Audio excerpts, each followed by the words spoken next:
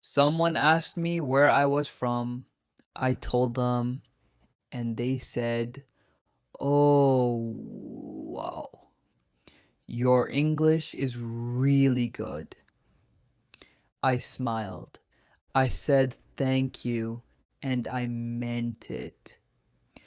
Because for years, I thought that was a compliment. Until one day I counted. I counted how many times I had apologized for my English in a single week. The number was 17. 17 apologies for something I had spent years building. This is the story of how I stopped. I want to tell you what apologizing for your accent looks like. Not the obvious kind. Not the kind where you literally say, "I'm sorry for my accent." Most people never say that out loud. The apology is quieter than that. It sounds like this: "Sorry, my English isn't very good, but..." You say this before you make a point, before anyone has heard your idea, before anyone has judged you. You judge yourself first, and you invite them to agree. It sounds like this: "You're about to speak in a meeting, and before you open your mouth, you look around the table to check if it's okay, to make sure no one looks impatient, to confirm that there's still space for you." That look, that 1 second scan is an apology, and it sounds like this: someone gives you a compliment at work. "That was a great presentation." And instead of saying thank you, or you say, "Oh, I wasn't sure if it was clear though.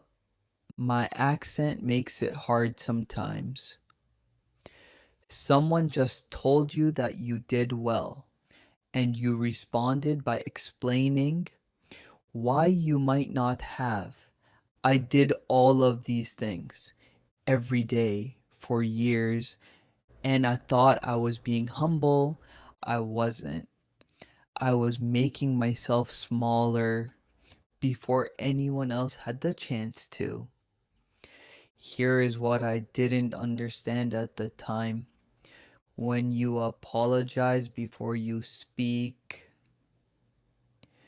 you are not being humble. You are giving the other person a frame through which to hear you. You are saying, "What's coming next might not be good enough." Be ready to be disappointed, and people believe you, not because they're unkind, but because you told them what to expect.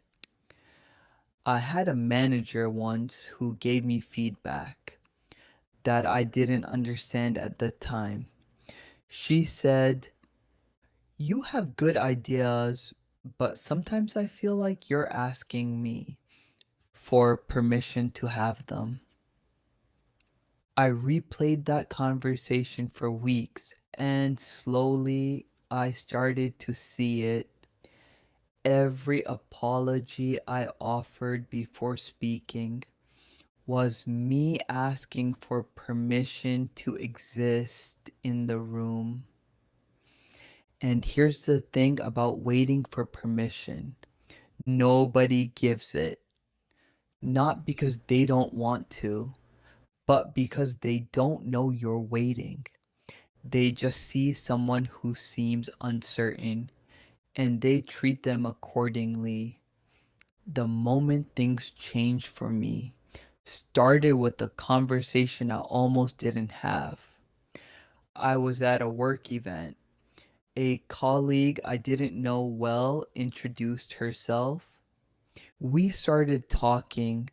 At some point, I said, out of habit, "Sorry." My English isn't always perfect. She tilted her head slightly. Honestly, I wish I could do what you're doing.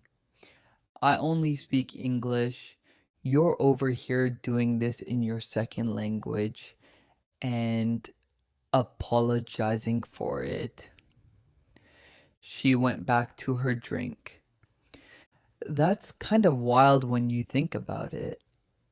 I laughed, but she wasn't laughing. She meant it, and that sentence stayed with me because I had never thought of it that way. I had spent years thinking of my accent as something I needed to overcome, something between me and being understood, something between me and being taken seriously. I had never once thought of it as evidence. Evidence that I had done something hard. Evidence that I had learned a second language well enough to build a career in it. Here is what I want you to hear. Your accent is not proof that your English is broken. It is proof that you speak more than one language. Every person in that room only speaks one. You speak two. And you have been apologizing for that. Let that sit for a moment. You did something most people in that room will never do. And every time you apologize for it, you make it invisible.